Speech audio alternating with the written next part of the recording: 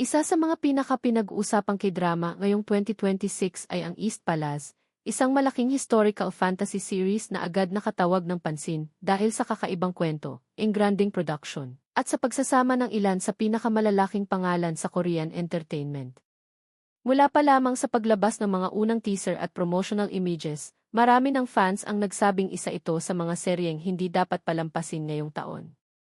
Pinagbibidahan ang drama ni Nam Joo-hyuk, Roh Hyun-seo at Cho Seung-woo.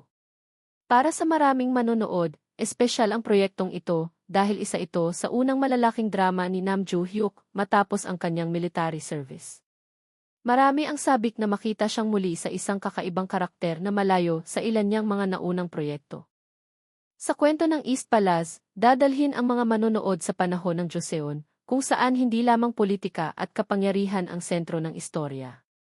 Mayroon ding mga misteryosong nilalang, sinaunang sumpa, at mga lihim na unti-unting nabubunyag habang lumalalim ang kwento. Sa gitna ng palasyo, nagsisimulang mangyari ang mga kakaibang insidente na hindi maipaliwanag ng karaniwang tao. Dahil dito, napipilitang magsanib puwersa ang mga pangunahing karakter upang alamin ang katotohanan sa likod ng mga pangyayaring bumabalot sa kaharian. Si Nam Joo-hyuk ang gumaganap bilang Gucheon, isang royal inspector na kilala sa kanyang katalinuhan at tapang. Habang iniimbestigahan niya ang sunod-sunod na misteryosong pangyayari sa loob ng palasyo, unti-unti niyang natutuklasan na ang kanyang misyon ay mas mapanganib kaysa sa kanyang inaasahan. Samantala, si Roh Hyun-seo ay gumaganap bilang saenggang, isang court lady na may natatanging kakayahang makakita ng mga espiritu at mga nilalang na hindi nakikita ng ordinaryong tao. Dahil sa kakaiba niyang kakayahan, siya ang naging mahalagang susi sa paglutas ng mga misteryong bumabalot sa East Palace. Kasama rin sa drama si Cho Seung-woo bilang hari ng Joseon. Kilala siya sa kanyang malalim at makapangyarihang pagganap sa bawat proyekto, kaya mataas ang inaasahan ng mga manonood sa kanyang karakter. Sa kwento, haharap ang hari sa mga desisyong maaaring magbago hindi lamang sa kanyang kaharian, kundi pati na rin sa kapalaran ng kanyang mga nasasakupan.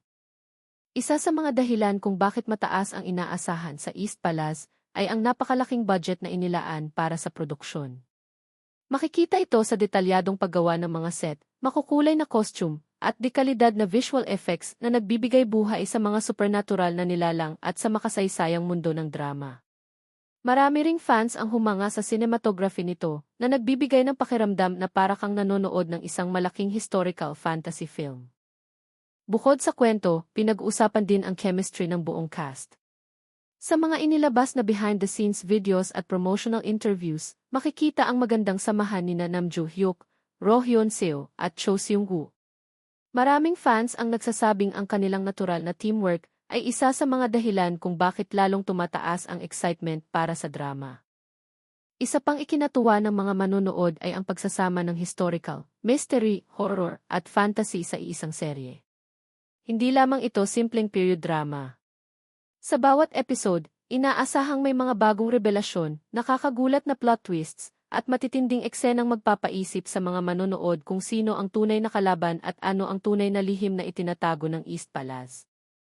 Ngayong 2026, kabilang ang East Palace sa mga K-drama na pinakamadalas pag-usapan sa social media. Marami ang pumupuri sa kakaibang konsepto nito at naniniwalang maaari itong maging isa sa pinakamalalaking Korean dramas ng taon.